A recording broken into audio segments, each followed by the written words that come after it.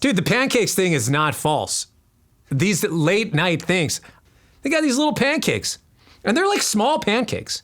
You know, it's like this little pancakes with strawberry and cream for like a couple thousand people that are there. The pancake thing is real.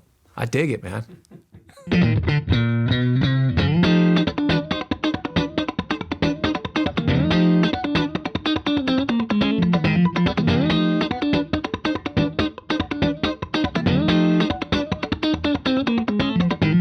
I knew right from the start, music can change the way people feel.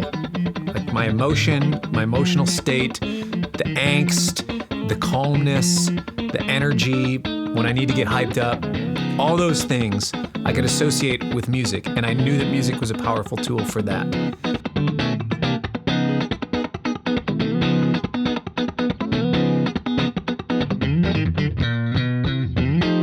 I've been a huge music fan since I was a kid. I got into a lot of punk rock and ska music, and I saw people playing guitar, and I saw things that looked like, oh, I could probably do that. And then eventually work up to doing stuff that's a little bit more technical. I just got hooked on bands like Green Day, Blink-182. I went to Warped Tour as a kid. I can't believe that my parents dropped me off at Warped Tour as a little kid, and we're just like, we'll see you over there on the other side of downtown at some point tonight.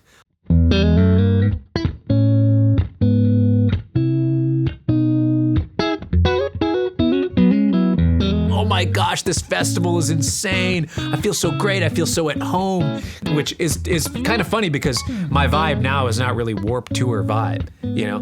But I come from that energy and that kind of that drive in the music and that passion for just finding your community is something that I'm still very active and passionate about. But that's kind of how I really got started, and what got me hooked was finding that home base with the skateboarder, punk rock, alternative rock thing, and guitar was just kind of wrapped around in that.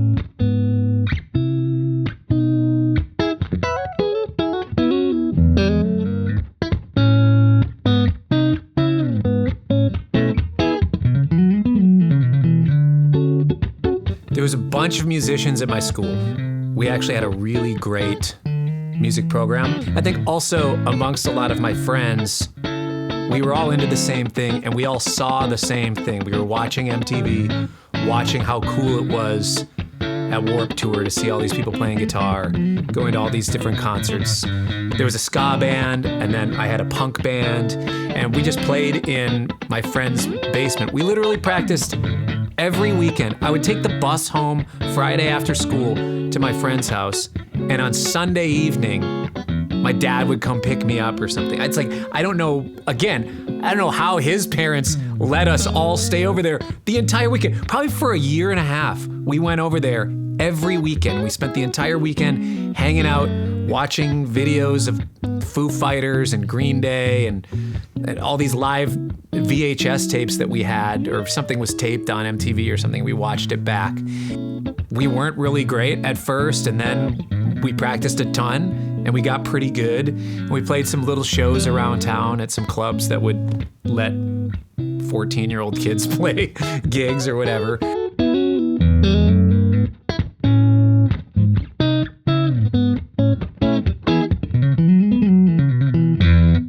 I've always been somebody who's thought music is so much about the emotion, about the energy, how it helps make somebody else feel, how it makes you feel. But also, there's a craft involved, and there's a respect for the craft. And even though we were kids, we really wanted to make sure, if we're going to do this, let's try to do it right. And getting those things from the beginning is kind of what's helped informed my career and the way that I approach my music still to this day. It's very much attention to detail, but also wide open to interpretation.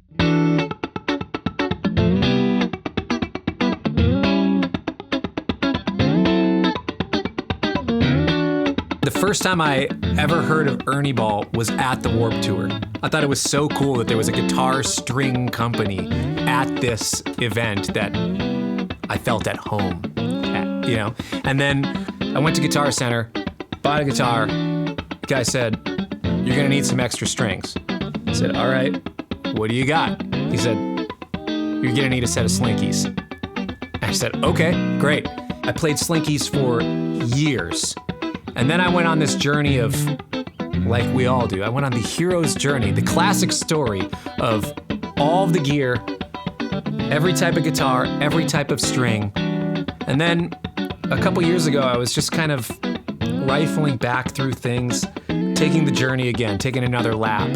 And when I put on a set of Slinkies, it feels just like guitar.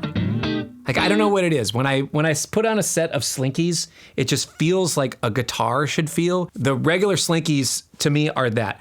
Honestly, my favorite sound is the M steels, but they feel a little bit different. It's not bad. It's just, they feel different to me. When I play Slinkies, I feel just completely at home. My hands just feel like, oh, this is guitar. But for my tone, I feel like the M steel kind of captures it a little bit more immediately. I tweak things less when I use the M steel. But there's something about the regular Slinky 10s that just, I know it as home base anytime they're on a guitar.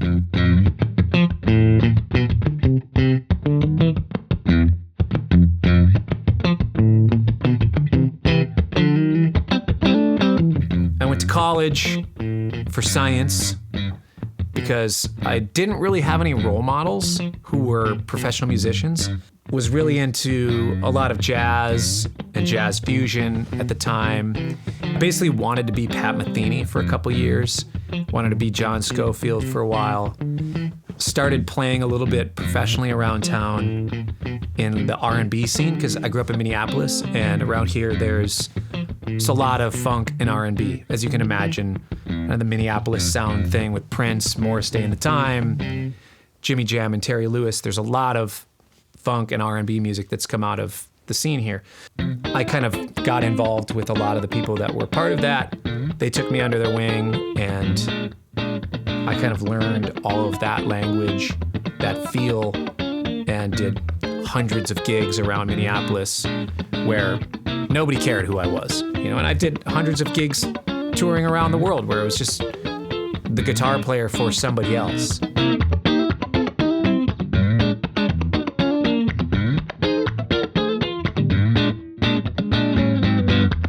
It was at a club called Bunkers here in town in Minneapolis.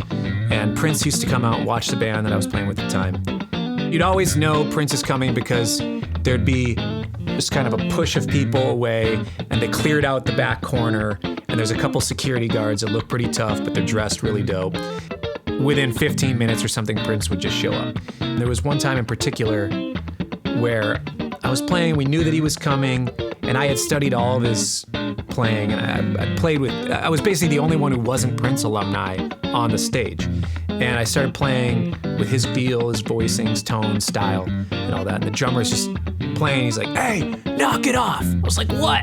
He's like, "If Prince is coming down here, he doesn't want to hear somebody try to sound like Prince. If he wants to hear somebody sound like Prince on guitar, he's gonna get up here and play. You gotta start sounding like you." It's like, oh, okay. Did you just give me permission to be me? That night, I just finally fell into, all right, I'm gonna do this the way that I do it. I'm gonna use all the right hand attack and all of the right hand energy that I learned from the punk rock. I'm gonna take all the chord voicings and interesting harmonic concepts that I've learned from all the jazz training, and I'm gonna take all the feel that I've learned from the R&B and funk playing, and I'm gonna combine it all together, and all of those things together are going to make up my sound.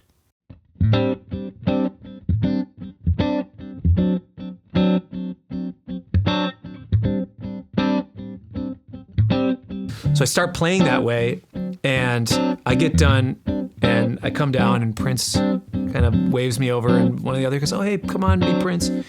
He goes, "You got a really great sound, man. I like your sound. You got a vibe." It's like, yes! Yes! And it was It was incredible. That'll sometimes, if I'm having a tough day, feeling like I don't have anything worth saying to the world, or feel like, oh, I don't have anything unique, I'll just kind of remember back to that.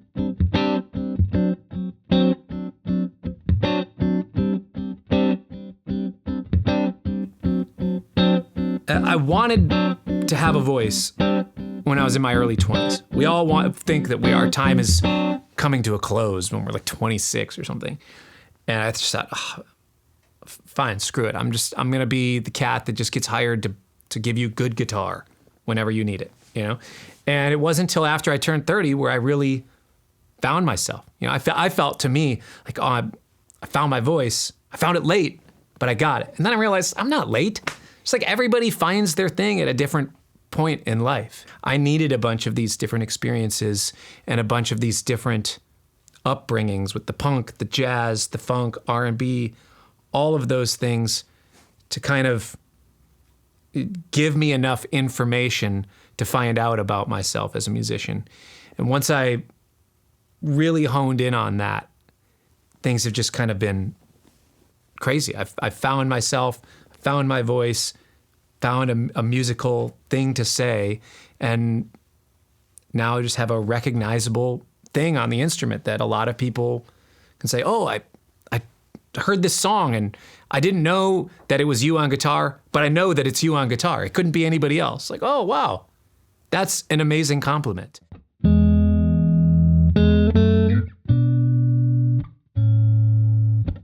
I think 2013, 2014, somewhere in there. At this point, I'm really good friends with all the guys in Vulfpeck. I was on tour with another artist in LA, and Jack from Vulfpeck was like, hey, we're doing a recording session for the next album. Come out and record with us. Went out, started doing some recording with the band. I just figured, okay, cool. He hired me to do a session. He said, oh, we're doing this show here. I said, oh, I'm going to be in LA at the time. He said, okay, come up and join us for it. And then eventually kind of asked me to join the band, or kind of absorbed me into the band. At the time, it was still mostly an internet thing, Vulfpeck was, and then started to play live a lot more. Then it developed into quite a bit of touring, kind of blew up in a couple years and was amazing. And we started this side band, Fearless Flyers, which also had a bunch of buzz around it, but still, we haven't played a lot of shows. It's like it's like an internet band. It's fun. And then I was writing a lot of my own music at the time for my own solo project. And with Vulfpeck, we decided we're not going to do a lot of shows every year. We're just going to do a handful of big shows. That left me a lot of room to kind of do whatever else I wanted to. I started focusing a lot more on writing my own music, doing more touring, and now over the last few years, that has grown a lot, and it's been incredible to just go around and play in front of 3,000 people in London, where 2 years ago I would have thought, no way, like I wouldn't know how much people would want to come see a primarily rhythm guitar player-led band. But I think that's what makes it kind of unique. And in a lot of ways, I think of myself as a producer, as a band leader. So I kind of find myself in a position of being music director, band leader, rhythm guitar. I also play a lot of guitar solos too, but it's not as much as the typical guitar-led show.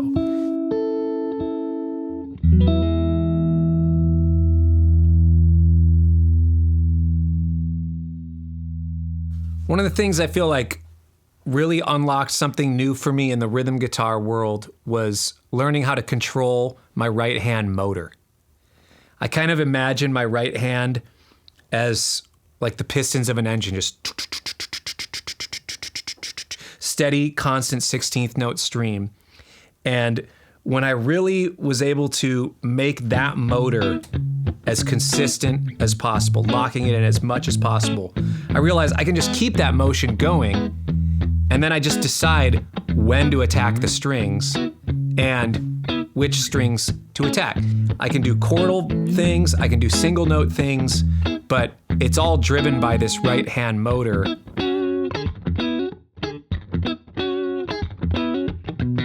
What inspired me to find that motor for myself and my own sound was actually some interviews that I read with Hetfield, where he talked about his fully downstroke motor motion. And I picked that up and started doing that with a lot of double stop, kind of clean tone things.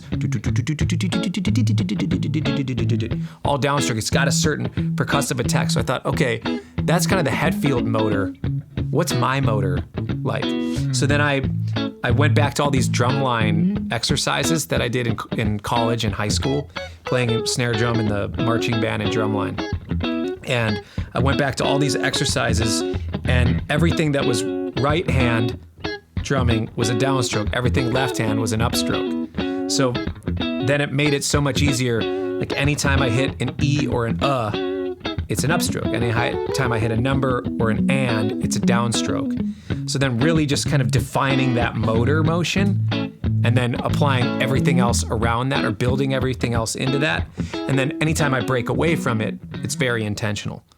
So like kind of helped develop my sound through finding a technique.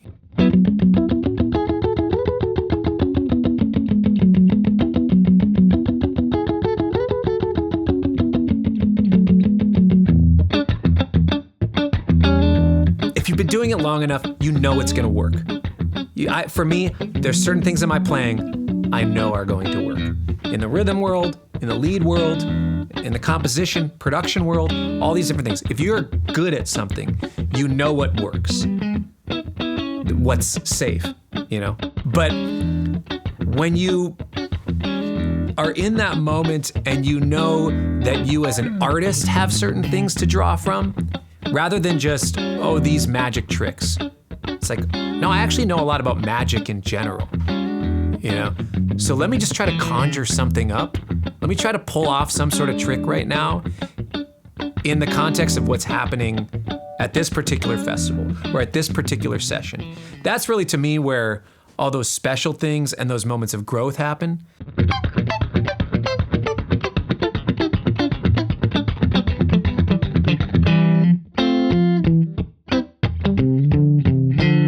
Whatever that moment is calling me to something where I can either choose to grow, try something new, or just pull something out of the regular old bag of tricks.